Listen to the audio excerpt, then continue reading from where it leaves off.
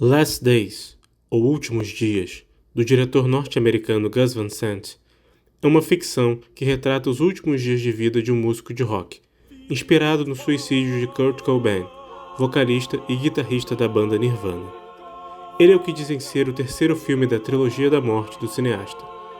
Depois de lançar Jerry em 2002 e Elephant em 2003, o filme, lançado em 2005, dá continuidade à tendência de Gus Van Sant de explorar eventos reais para construir histórias repletas de temas sensíveis, como a morte e a tragédia, e atribuindo a elas, através da sua cinematografia, um caráter contemplativo e hipnotizante. Neste filme, o diretor mergulha nas profundezas da psique humana e na luta interna de um personagem lidando com a depressão e questões existenciais. Ao longo do filme, acompanhamos o que seria Cobain, chamado aqui de Blake, andando por lugares em uma casa de campo claramente dopado. Ele fala baixo consigo mesmo, enquanto pessoas visitam sua casa procurando por ele, e seus amigos se divertem, parecendo não se importar. Apesar da história ser basicamente isso, o filme apresenta uma abordagem visual que imerge o espectador na melancolia e tédio vividos por Blake. O diretor deixa a trama de lado para proporcionar uma experiência emocional e sensorial intensa ao espectador através da imagem. A fotografia usada dessa forma cria um efeito imagético que automaticamente suscita outra imagem no imaginário do espectador. Esse recurso pode ser relacionado ao conceito de imagem cristal de Gilles Deleuze. É uma abordagem cinematográfica que busca capturar e apresentar momentos de realidade de forma intensificada, ampliada e quase cristalizada na imagem. Essa abordagem prioriza a expressão sensorial e emocional sobre a narrativa linear. A imagem cristal é capaz de distorcer a realidade e revelar aspectos ocultos do filme, provocando uma experiência mais profunda e sensorial no espectador. Isso envolve o uso de técnicas como longos takes, composições visuais elaboradas e manipulação do espaço-tempo e do som para criar uma atmosfera sensorialmente rica e emocionalmente carregada. A montagem distorce as noções de linha do tempo da narrativa em certos momentos. Acompanhamos o mesmo momento duas vezes por perspectivas diferentes, uma de Blake e outra das pessoas que frequentavam sua casa. Presos no mesmo presente ou passado do filme, podemos sentir profundamente aquele momento e entrar na confusão mental vivenciada pelo protagonista. Além disso, a montagem proporciona ao espectador uma leitura filosófica do filme, onde a narrativa e a linearidade da história não importam tanto, e sim a sensação que aquela cena transmite e a dinâmica existencial que pode ser relacionada com a mentalidade de Blake.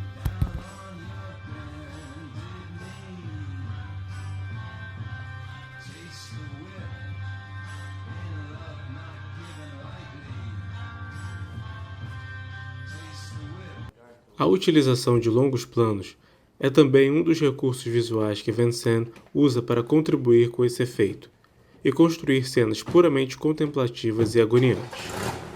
Inspirado na cinematografia do húngaro Béla Tarr, ele nos prende na imagem e em planos abertos, fazendo com que o espectador sinta aquele momento.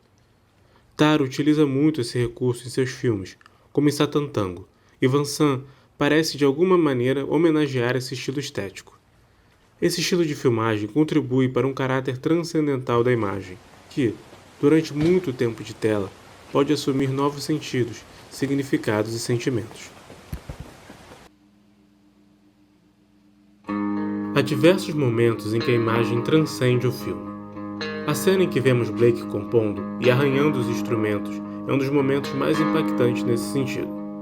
O personagem mistura cantos e ruídos de guitarra em looping, como se fosse um grito de agonia.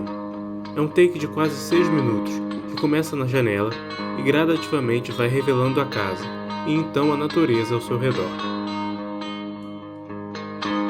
É quase como se estivéssemos vendo a mente conturbada de Blake, que por dentro está surtando, lutando e pedindo socorro, enquanto por fora permanece pacífica e tranquila como o verde da natureza.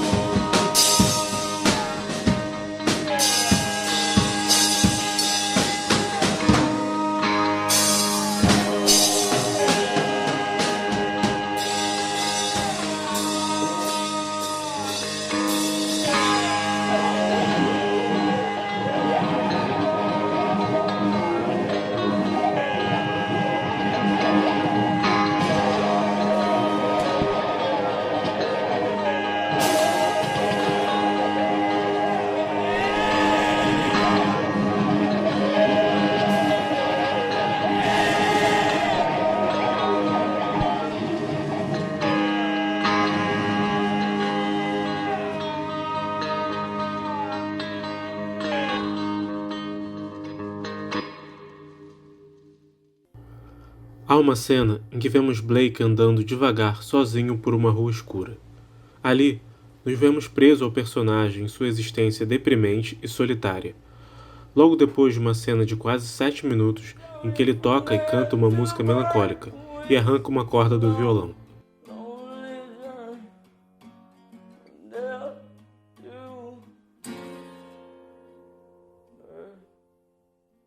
O sofrimento de Blake não é verbalizado, ele é apenas sentido através da imagem.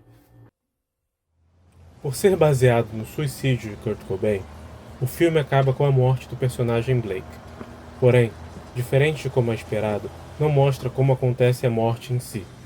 Gus Van Sant utiliza a imagem de uma maneira poética, que através de um uso de luz e reflexos, transmite exatamente o sentimento de paz e despedida do protagonista. Vemos a cena pela perspectiva de um zelador, que acha o corpo de Blake estirado no chão de uma cabana. Através de algo semelhante ao reflexo de uma janela, Blake sai de seu corpo completamente nu, e como que subindo aos céus, escala no vazio e desaparece.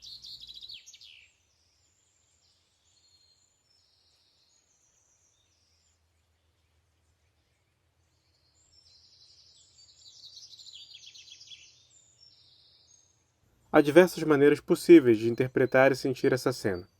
Pode-se dizer que ele alcançou sua forma mais pura, quase angelical, ou que ele está se libertando de tanto sofrimento, finalmente se purificando e encontrando a paz.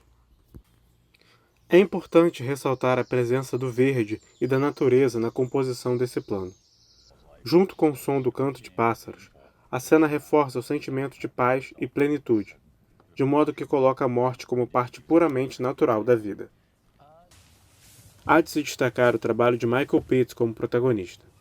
É evidente sua semelhança física com Kurt Cobain, e o ator consegue reproduzir alguns de seus maneirismos, sua postura e expressões. A caracterização contribui para construir essa similaridade com o falecido músico, com um figurino extremamente fidedigno ao guarda-roupa de Cobain. Mesmo quando Blake usa, por exemplo, um vestido, isso remete à excentricidade associada a Cobain. Van Sant insiste em ocultar o rosto de Blake, parcialmente escondido atrás da franja loura ou de óculos e capuzes. Mesmo com alguns méritos na atuação de Pete e na construção visual desse personagem, o que temos ainda é uma visão um tanto estereotipada de Kurt Cobain. Um astro do rock depressivo, vagando por lugares sempre visivelmente alterado, que compõe músicas melancólicas fora do tom. Não vemos outras facetas de sua personalidade, nem nos aprofundamos na sua relação com outros personagens. É compreensível, pois este é um filme sensorial e contemplativo que busca retratar de forma muito crua os últimos momentos de um astro do rock e aqueles que o cercam, assim como nos imergir em sua angústia e solidão. Não é uma biografia tradicional, que conta com uma construção de personagem clássica. O protagonista sequer se chama Kurt, o que confere uma liberdade à obra, pois ela é apenas inspirada nos últimos dias do músico. Por fim, apesar de não apresentar um enredo mais complexo e envolvente, Last Days ainda é uma obra visualmente deslumbrante que desafia as expectativas do público. Gus Van Sant consegue contar uma história através da imagem e, a partir dela, oferecer uma reflexão profunda sobre temas universais, como a solidão, o desespero e a busca por significado na vida.